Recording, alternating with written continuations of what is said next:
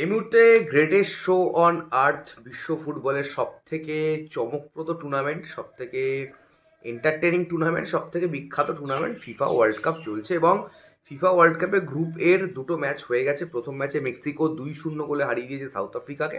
এবং আজকে সকালবেলা একটু আগেই একটা দুর্দান্ত ম্যাচ, যেখানে সাউথ কোরিয়া কিন্তু 2-1 গোলে চেক রিপাবলিককে হারিয়ে দিয়েছে। এবং আমাদের এশিয়ার টিম সাউথ কোরিয়া কিন্তু প্রথমে 1 গোলে পিছিয়ে ছিল, এবং পিছিয়ে থেকে তারা যেভাবে কামব্যাক করলো, একজন এশিয়ান হিসাবে আমি তো আই বিলং ফ্রম এশিয়া, এবং আশা করি যারা ভিডিওটা দেখছে তারা প্রত্যেকে এশিয়া থেকেই বিলং করে। তো সেই জায়গা থেকে দাঁড়িয়ে প্রত্যেকের জন্য এটা একটা দুর্দান্ত রেজাল্ট যে তারা জিতলো সাউথ কোরিয়া। এবং আমার মনে হয় এই এই যে গ্রুপ এর কারা এই গ্রুপটা চ্যাম্পিয়ন হবে, আমার মনে হয় মেক্সিকো এবং সাউথ কোরিয়ার মধ্যেই লড়াইটা হবে, যে তাদের মধ্যে যে কোনো একজন খুব সম্ভবত এই গ্রুপের চ্যাম্পিয়ন হবে।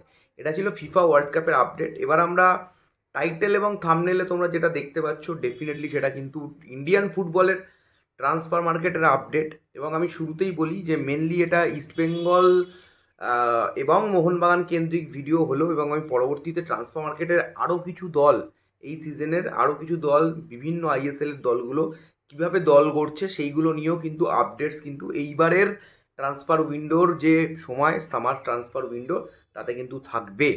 শুরুতেই আমরা মোহনবাগানকে নিয়ে বলবো, এবং পরবর্তীতে ইস্টবেঙ্গল সমর্থক যারা যারা এই মুহূর্তে ভিডিওটি দেখছো তাদেরকে বলবো যে তোমাদের জন্য কিন্তু গুরুত্বপূর্ণ একটা ইনফরমেশান ভিডিওতে আছে, তাই ভিডিওটা একদম স্কিপ করবে না, ডেফিনেটলি পুরো ভিডিওটা দেখবে।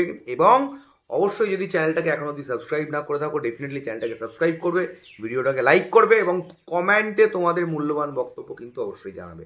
আমরা প্রত্যেকেই জানি যে মোহনবাগান সুপার জায়েন্ট আজ থেকে 2 বছর আগে যখন তাদের centre back, Indian centre back Anwar আলীকে তারা হারায়, এবং তারপর থেকে তারা আনোয়ার আলীর রিপ্লেসমেন্ট বিভিন্ন সময় বিভিন্ন কাউকে করার চেষ্টা করেছে।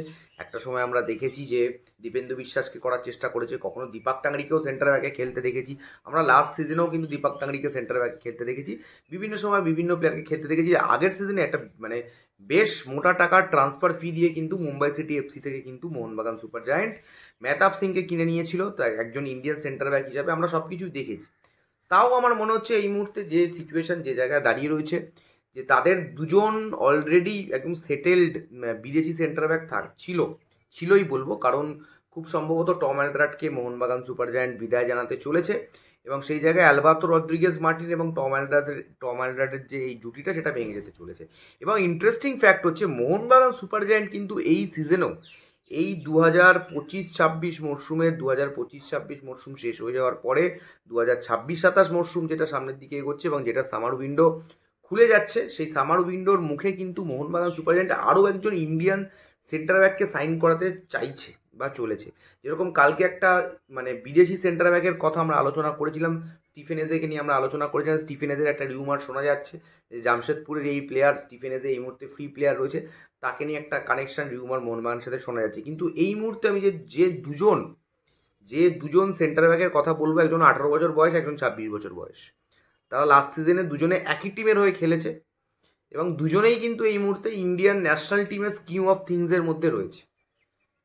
আমি প্রথমেই বলবো বিজয় ভার্গিসের কথা। 26 বছর বয়সী এই সেন্টার ব্যাকের সাথে কিন্তু পাঞ্জাবের 2028-এর 31শে মে অবধি চুক্তি রয়েছে, অর্থাৎ আরও 2 বছরের চুক্তি কিন্তু পাঞ্জাবের সাথে রয়েছে বিজয় ভার্গিসের। এবং এই বিজয় ভার্গিসকে খুব সম্ভবত আমি বলবো মোহনবাগান সুপার জায়ান্ট, সম্ভবত নয়, মোহনবাগান সুপার জায়ান্ট কিন্তু বিজয় ভার্গিসকে শর্টলিস্টেড করেছে।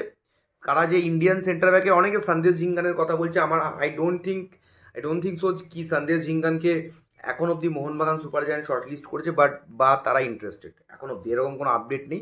আমাকে বহু প্রশ্ন তোমরা করেছিল সন্দেশ ঝিঙ্গানকে নিয়ে, সেক্ষেত্রে আমি এইটুকু বলতে পারি বিজয় ভার্গিসকে কিন্তু মোহনবাগান সুপার জায়ান্ট কিন্তু টার্গেট করেছে।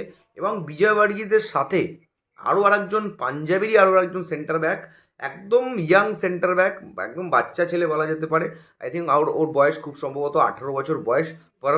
পরমবীরকেও কিন্তু এই মুহূর্তে মোহনবাগান সুপার জায়ান্ট কিন্তু টার্গেট করেছে, বা মোহনবাগান সুপার জায়ান্টের যারা রিক্রুটার রয়েছে তাদের র্যাডারে কিন্তু পরমবীর রয়েছে। এবং পাঞ্জাবের এই দুজন সেন্টার ব্যাক, অবশ্যই দুজনের প্লেইং স্টাইল ডিফারেন্ট। পরমবীর একদম উঠতি তারকা বলা যেতে পারে, উঠছে, সেই জায়গায় বিজয় ভার্গিস কিন্তু রাফ অ্যান্ড টাফ ডিফেন্স, যেটা আমরা সন্দেশ ঝিঙ্গানকে দেখে এসেছি, সন্দেশ ঝিঙ্গানের স্টাইল অফ প্লেয়ের সাথে কিন্তু আমি বিজয় বার্গিসের স্টাইল অফ প্লেয়ার কিন্তু খানিকটা মিল পেয়ে থাকি। আনোয়ার আলী আবার কিন্তু ডিফারেন্ট। আনোয়ার আলীকে কিন্তু আমরা চট করে দেখি না যে খুব একটা রাফ অ্যান্ড টাফ ট্যাকেল করছে বা খুব হার্ড ট্যাকেলার। আনোয়ার আলী কিন্তু বোঝা যায়, আনোয়ার আলী কিন্তু কাজের কাজটা সব থেকে ভালো করে। ডেফিনেটলি আনোয়ার আলী এই মুহূর্তে ইন্ডিয়ার বেস্ট সেন্টার ব্যাক, সেই বিষয়ে কোনো প্রশ্ন নেই। কিন্তু সেই আনোয়ার আলীকে এখন অবধি আমার মনে হয় না মোহনবাগান সুপার জায়ান্ট ম্যানেজমেন্ট মানে বা তাদের থিঙ্ক ট্যাঙ্ক তারা হয়তো সেই রিপ্লেসমেন্ট যেটাই করেছে এখন অবধি সেখানে তারা খুশি নয়। কারণ মেহতাবকে এনেছিল তারা, মেহতাবের পারফরমেন্স যতটুকু মেহতাব খেলেছে খুব একটা আউটস্ট্যান্ডিং আমি বলবো না, অ্যাভারেজ পারফরমেন্স মেহতাবের আমি দেখেছি লাস্ট সিজনে। তো মেহতাব আর আনোয়ার আলী তো ডেফিনেটলি সেম কোয়ালিটির নয়, আনোয়ার অনেক অনেক বেটার কোয়ালিটির। বাট এই জায়গা থেকে যে দুজন প্লেয়ারের কথা আমি তোমাদেরকে বললাম, ডেফিনেটলি কিন্তু বিভিন্ন জায়গা থেকে এই মুহূর্তে ট্রান্সফার রিউমার, ট্রান্সফার কানেকশন তোমরা যাই বলো, সেই জায়গা থেকে কিন্তু এই মুহূর্তে বিজয় বার্গিস এবং পরমবীর এই দুজনের কথা কিন্তু শোনা যাচ্ছে। এবং আমি আর একটা কথা বলি, পরমবীর কিন্তু এই মুহূর্তে ফ্রি প্লেয়ার। পরমবীরের চুক্তি শেষ হয়ে গেছে 31 তারিখ, 31 তারিখ 2026-এর 31শে মে কিন্তু তার চুক্তি শেষ হয়েছে লাস্ট মান্থে। কিন্তু বিজয় বার্গিসের যেরকম আমি বললাম চুক্তি আছে। তোমাদের কি মনে হচ্ছে এই দুজনের মধ্যে মোহনবাগান সুপার জায়ান্টের যদি যে কোনো একজন আসে, বা তোমাদেরকে যদি মানে ডেফিনেটলি দুজন তো আসবে না, যদি আসে এদের মধ্যে যদি কেউ আসে, যে কোনো একজন আসবে, তো যদি কেউ আসে তোমরা কাকে চাইবে? তোমাদের কি মনে হচ্ছে যে কে এলে এমবিএসজির সুপার জায়ান্টের ডিফেন্স লাইনটা আরও স্ট্রং হবে? সেই জায়গা থেকে তোমাদের কি মনে হচ্ছে? এবং এই যে আরও বিভিন্ন বিভিন্ন ইন্ডিয়ান সুপার লিগের বা আমাদের দেশের যে বিভিন্ন আরও সেন্টার ব্যাক রয়েছে, তো তোমাদের কি মনে হচ্ছে এই দুজন সেন্টার ব্যাক ছাড়া আর কোন কোন সেন্টার ব্যাকের দিকে নজর দিতে পারে MBSG super giant management? Definitely সেটা কমেন্ট বক্সে জানিও। Interesting time. ইন্ডিয়ান ফুটবলের ট্রান্সফার মার্কেট কিন্তু খুলে যাচ্ছে 12 তারিখ, অর্থাৎ আজকে থেকেই কিন্তু ইন্ডিয়ান ফুটবলের ট্রান্সফার মার্কেট খুলে যাবে 12ই জুন থেকে। এবং আগামী দিনে আমরা আরও দেখব, বেশ কিছু প্লেয়ারের কনফার্মেশন আসতে চলেছে। এবং ইস্টবেঙ্গল নিয়ে যেটা বলছিলাম একদম লাস্টে এসে বলবো, ইস্টবেঙ্গল সমর্থকরা বলছে কেন ইস্টবেঙ্গলের এত খবর আসছে না। ইস্টবেঙ্গলের দুটো খবর খুব তাড়াতাড়ি আসবে বলে আমার মনে হচ্ছে। কারণ আমি তোমাদের বলেছি যে ইস্টবেঙ্গলে যে টিমটা বিল্ড হচ্ছে, এই যে লুংডিমের দিকে একটা অফার গেছে বা আদার্স যে সমস্ত প্লেয়ারদের দিকে ইস্টবেঙ্গলের নজর রয়েছে, তার যে পিছনে মানে ব্যাকবোন কারুর তো একটা অদৃশ্য হাত রয়েছে, কেউ তো একটা টিম বানাচ্ছে, সেই লোকটার নাম অস্কার। এইটুকু আমি আনঅফিসিয়ালি বলতে পারি, সেই লোকটার নাম অস্কার যতটুকু বুঝতে পারছি। এবং ইস্টবেঙ্গলের যেটা পরবর্তীতে সমর্থকদের জন্য একটা গুড নিউজ আমরা এক্সপেক্ট করছি, সেটা হচ্ছে মিগুয়েল ফেরেরার এক্সটেনশনের নিউজটা। এটাই তো সমর্থকরা শুনতে চাইছে। তো সেই নিউজগুলোর জন্য আমরা প্রত্যেকে অপেক্ষা করছি। আশা করছি খুব তাড়াতাড়ি সেই নিউজগুলো আসবে। এবং তোমাদের প্রত্যেককে বলবো, যারা যারা ভিডিওটা দেখলে, আশা করি তোমাদের ভিডিওটা ভালো লেগেছে, ইনফরমেটিভ ভিডিও হয়েছে বলে আমি এক্সপেক্ট করছি। এবং ইনফরমেশান তোমাদেরকে দিতে পেরেছি, proper information. Definitely transfer market সবসময় পরিবর্তনশীল, আমি প্রতিটা ভিডিওতেই বলে থাকি, আবারও বলছি, সব সিচুয়েশান চেঞ্জ হলে, ইকুয়েশান চেঞ্জ হলে আমি ডেফিনেটলি তোমাদেরকে আপডেটেড রাখবো। নিজেকেও আপডেটেড রাখার চেষ্টা করি, তোমাদেরকেও আপডেটেড করার চেষ্টা করি। থ্যাংক ইউ সো মাচ সকলকে, যারা যারা সকাল সকাল এই ভিডিওটা দেখলে। বিশ্বকাপ জমে গেছে, আরও পরবর্তীতে আরও ম্যাচ রয়েছে। ডেফিনেটলি বিশ্বকাপ নিয়ে তো কালকেও লাইভ স্ট্রিমে ছিলাম, পরবর্তীতেও লাইভ স্ট্রিমে আসবো। এবং জমজমাট একদম বিশ্বকাপ চলবে, ইন্ডিয়ান ফুটবল নিয়ে আলোচনা চলবে। থ্যাংক ইউ সো মাচ সকলকে। আবারও বলছি, যারা সাবস্ক্রাইব করছো না, অনেকেই কিন্তু ভিডিও দেখছো কিন্তু সাবস্ক্রাইব করছো না, ডেফিনেটলি ভিডিওটা দেখো এবং অবশ্যই সাবস্ক্রাইব করে যাও। একটা সিচুয়েশান ইউটিউবে আছে আমি জানি, অনেকেই হয়তো বারবার আমার ফিডে ভিডিও দেখে বলে ফিডে চলে আসে কিন্তু সাবস্ক্রাইব করতে ভুলে যায়।